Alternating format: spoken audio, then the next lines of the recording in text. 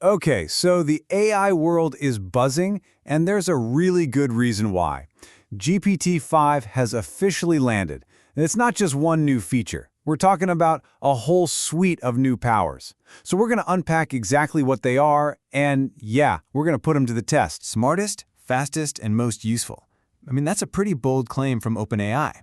They're not just saying it's a small update. They're basically telling us they believe they've delivered a huge leap forward. And here is probably the most exciting part. This isn't some coming soon promise. It's available right this second. On your computer, on your phone, and it's completely free to use. So let's get right into how you can access it and what makes it so different. So first things first, how do you get access? Well, OpenAI made it incredibly simple. Whether you're on a desktop or using the app on your phone, GPT-5 is now the default model. You don't have to jump through any special hoops. And this breakdown shows a really clever strategy. Everyone, and I mean everyone, gets a real taste of the full power GPT-5.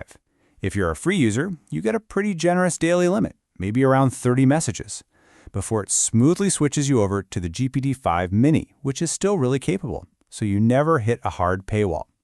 Paid users, on the other hand, get much higher limits and this option for a dedicated thinking mode for those really complex tasks. So what's the big upgrade that makes GPT-5 so much smarter? Well, it all comes down to this new, unified brain. OpenAI has basically moved away from having a bunch of different specialized models to just one, single, adaptive system. Let's dig into what that actually means for you. You know, before, using ChatGPT kind of felt like you were digging through a toolbox. You had to guess which model was the right one for your specific task. But now, it's like having a master craftsman who just instinctively knows the perfect tool to use.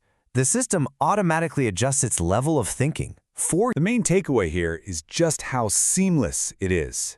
Doesn't matter if you need a quick, simple answer or a super deep, reasoned-out analysis, the model just adapts instantly and you don't even have to think about it. All that complexity is handled behind the scenes. All right, so OpenAI is claiming it's not just better at reasoning, but it's also more creative. That's a huge claim. So we decided, hey, let's put that to the test with a real-world creative challenge. Can it actually build something from scratch? Our little experiment had 3 simple steps. First, we're going to give it a pretty specific and, creative challenge. Second, we'll see if it can spit out the actual code to make it happen. And third, we'll see if there are any surprises along the way. And here was the prompt we gave it. We didn't just say, make a Tetris game. We said, make one for a fictional company, the Kevin Cookie Company. The real twist was asking it to replace the classic Tetris blocks with cookie images and to use the company's branding, which we gave it in the form of a logo. And the result? It actually worked. I mean, it really worked. From that one creative prompt, it generated a complete, playable game. The HTML, the CSS, the JavaScript, it was all there. And the code was clean, well commented, and it just ran perfectly. But this is the part that was the real surprise.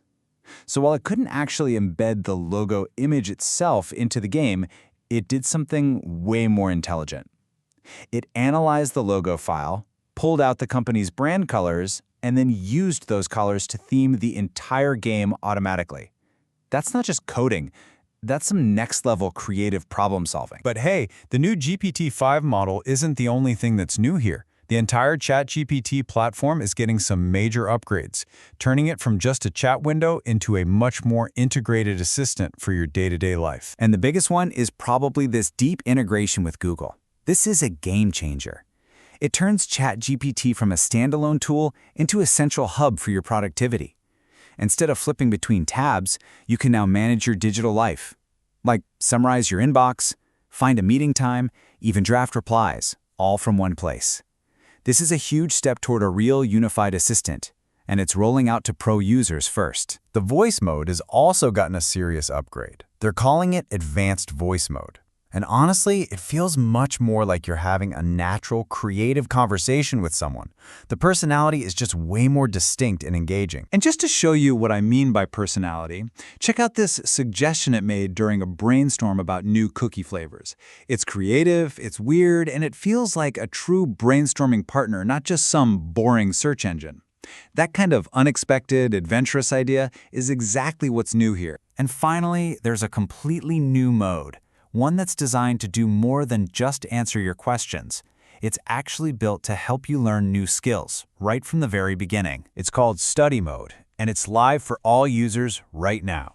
Just think of it like a personal tutor that can create a step-by-step lesson plan for you on the fly for almost any topic you can think of, from learning to code a website to, well, perfecting a recipe. So here's how it works. Let's say you wanted to learn how to bake a chocolate chip cookie. It wouldn't just throw a recipe at you. No, it would ask if it's your first time, then it would guide you step by step, prompting you with questions and waiting for your answers until you've actually mastered the whole process. It's a true interactive learning partner. So when you pull all these different pieces together, the picture becomes really clear. This is a major evolution. We're moving away from a simple chatbot to something much more.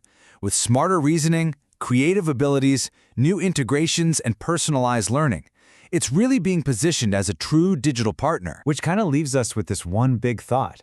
This technology is quickly becoming a real co-pilot for our work and our creativity. So the question isn't just about what the AI can do anymore, it's about what happens as it gets more integrated into our lives. What new possibilities will you unlock with it?